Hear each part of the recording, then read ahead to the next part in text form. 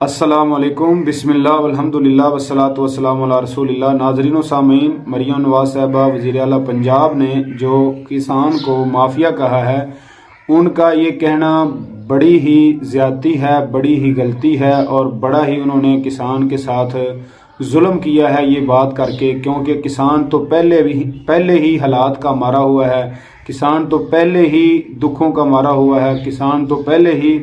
پریشان ہے، کسان تو پہلے ہی حکومت کی طرف سے جو ان کے ساتھ ریٹوں کے اندر کمی کر کے، فصلوں کا جو ریٹ کم کر کے کسان کے ساتھ جو زیادتی کی گئی ہے، اس زیادتی کا شکار انسان پہلے ہی ہے۔ اوپر سے کسی بندے مرتے ہوئے کو سہارا دینے کی بجائے اس کو تانے دینا اور اس کو برا بھلا کہنا اور اس کو باتیں کرنا، یہ اس سے بھی زیادہ اس کے لیے تکلیف کا سبب بنتا ہے۔ دیکھیں، کسان تو بہت زیادہ مشکلات کا سامنا کر رہے ہیں، بجلی کے بل بہت زیادہ آ رہے ہیں، کھادیں اور جو دوائیاں ہیں وہ بہت مہنگی ہیں، بیج بہت مہنگے ہیں۔ تو اتنی مہنگائی کے دور میں کسان جب فصل اگاتا ہے، لگاتا ہے، محنت کرتا ہے، تو جب اس کی محنت کے مطابق اس کو پھل نہیں ملتا، اس کا ریٹ ڈاؤن کر دیا جاتا ہے، اس کے ساتھ زیادتی کی جاتی ہے، اور پھر اس کا جو خرچہ ہوا ہے وہ بھی پورا نہیں ہوتا، تو پھر کسان کس طرف جائیں اور کیا کریں؟ تو حکومت کو چاہیے کہ ان کو ریلیف دیں، حکومت کو چاہیے ان کی فصلوں کا ریٹ بہتر کریں۔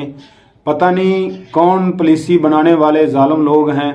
کہ جو بھی پالیسی بناتا ہے، جو بھی حکومت آتی ہے، پالیسی بنانے والے خاص لوگوں کو یہ فائدہ ہوتا ہے، باقی تمام لوگ جو ہیں اس انداز سے یا اس پالیسی سے برابر کے فائدے مند یا برابر کے فائدہ حاصل کرنے والے اور برابر کے نقصان اٹھانے والے نہیں ہوتے۔ یعنی کچھ لوگوں کو تو بہت زیادہ نقصان ہو جاتا ہے اور کچھ لوگ جو ہیں بہت زیادہ منافع کما لیتے ہیں، جیسا کہ پچھلی حکومتوں میں بھی اس طرح ہوتا رہا ہے۔ تو اس حکومت نے تو کسان کا کچمبر نکال دیا ہے، تو کسان کے ساتھ بہت بڑی زیادتی کی جا رہی ہے۔ پالیسی بنانے والے اپنی پالیسی بناتے ہیں اور کسان اس کا شکار ہو جاتا ہے۔ تو ایسی پالیسی ہونی چاہیے کہ جس سے عوام کو بھی فائدہ ہو اور کسان کو بھی فائدہ ہو، کسان بھی اپنی فصلوں کا ریٹ اس کو بہتر ملے اور اس کو جائز منافع ملے اور لوگوں کے لیے بھی آسانی ہو۔ تو یہ جو انہوں نے کہا ہے کہ میں فصل کا ریٹ اس لیے کم کیا ہے کہ میرے سامنے دوسرے بھی لوگ ہیں جن کو میں نے روٹی کھلانی ہے، مجھے فکر ہے، تو آپ دوسرے انداز سے جو لوگوں پر ظلم کر رہے ہیں، ان ظلم کی طرف آپ کو کبھی توجہ نہیں ہوئی کہ ہم دوسرے انداز سے لوگوں پر کس طرح کے ظلم کر رہے ہیں، ٹیکس لگا کر، بجلی کے بلوں کے اندر بہت زیادہ اضافہ کر کے۔ تو اس طرح یہ نہیں ہوتا کہ بندے کو اپنی غلطی نظر نہیں آتی، دوسروں کی نظر آتی ہے۔ تو مریم نواز صاحبہ نے یہ جو کہا ہے کسان کے حوالے سے، بہت بڑی انہوں نے غلطی کی ہے، بہت بڑی زیادتی کی ہے، ان کو اپنا بیان واپس لینا چاہیے اور خاص طور پر کسانوں کے ساتھ ان کو میٹنگ کرنی چاہیے اور کسانوں کی دکھوں کا مداوع ان کو کرنا چاہیے۔ کسانوں کے ساتھ جو ظلم و ستم والا رویہ ہے وہ ختم ہونا چاہیے۔ اگر کسان بہتر ہوں تو پوری عوام اور پورا علاقہ بہتر ہوتا ہے۔ کسان زراعت کے ذریعے ہی ہمارے ملک کی ترقی جو ہے نا وہ بہت زیادہ، یعنی زراعت پر ہی ہمارے ملک کی معیشت کا انحصار ہے۔ تو اس لیے ان کو کبھی بھی اس طرح کے باتیں کر کے کسان کو دکھ اور تکلیف میں مبتلا نہیں کرنا چاہیے۔ اور ایک تو ہوتا ہے نا کہ بندہ پریشان ہے اور پھر دوسرا بندہ اس کو تانا دے کر پریشان کرے، تو یہ انداز انہوں نے اپنایا ہے۔ حالانکہ کہتے ہیں کہ عورت جو ہوتی ہے اس کا دل نرم ہوتا ہے، تو یہ پتہ نہیں کیسی عورت ہے کہ اس نے کسانوں کے ساتھ اتنا ظلم کر کے بھی اس کو کوئی ترس نہیں آتا، اور یہ ظلم و ستم کرنے کے باوجود بھی ان کو سوچ نہیں آتی۔ اللہ تعالیٰ سے دعا ان کو اللہ تعالیٰ ہدایت نصیب فرمائے اور کسانوں کے حال پر رحم فرمائے۔ کسانوں کے ساتھ میری بہت ہمدردی بھی ہے اور ان کو مفید اور دردمندانہ مشورہ بھی ہے کہ کسان بھائی بھی اپنی فصلوں کا عشر صحیح ٹائم سے ادا کریں اور صحیح انداز سے ادا ادا کریں۔ اکثر کسان اس طرح کے ہیں کہ جو جب فصلوں کا ریٹ زیادہ ہوتا ہے اس وقت عشر اس لیے نہیں دیتے کہ بہت زیادہ ریٹ ہے، چلیں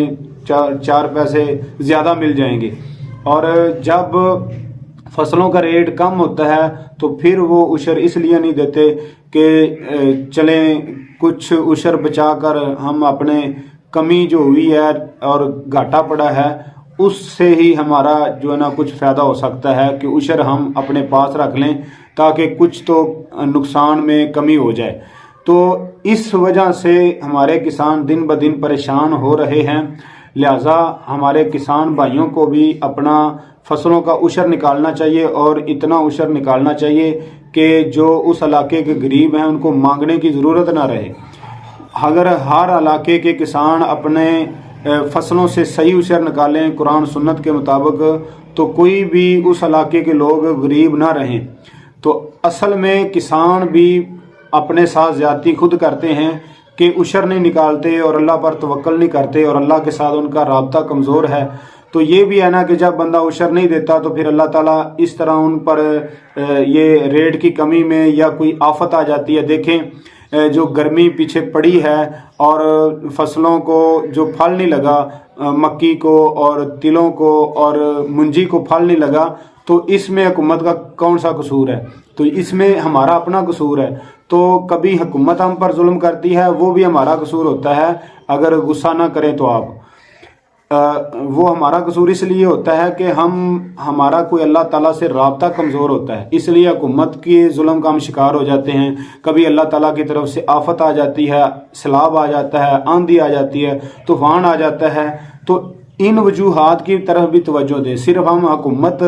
کی پالیسیوں پر تنقید کرتے ہیں، ٹھیک ہے کرنی چاہیے، جب وہ ہمارے ساتھ زیادتی کرتے ہیں تو ہمیں ان کی طرف سے جو ہمارے پر زیادتی ہوتی ہے تو ہمیں بولنا، جزا فضا کرنا، یہ ہماری فطرتی یعنی عادت ہے اور یہ بنتا بھی ہے۔ لیکن یہ بھی تھوڑا ہمیں غور کرنا چاہیے کہ اگر ہم پر زیادتی ہو رہی ہے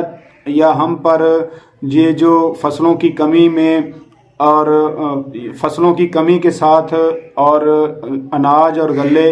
کے حوالے سے جو ہمیں پریشانیاں آ رہی ہیں، قحط سالی ہوتی ہے، کبھی مہنگائی بہت زیادہ ہو جاتی ہے، کبھی کس طرح ہمیں پریشانیاں آتی ہیں، تو یہ بھی ایک طرح کی ہماری غلطیوں کی سزا ہے۔ تو قرآن مجید میں اللہ تعالیٰ نے ایک منافقین کی خصلت بیان فرمائی ہے، فرمایا اولا یرون انہم یفتنون فی کل عام مرتن او مرتین۔ تو اللہ تعالیٰ فرماتے ہیں کہ کیا وہ دیکھتے نہیں ہیں کہ ہر سال ان کو 1 دفعہ یا 2 دفعہ یا کئی دفعہ ان کو آزمائش آ جاتی ہے۔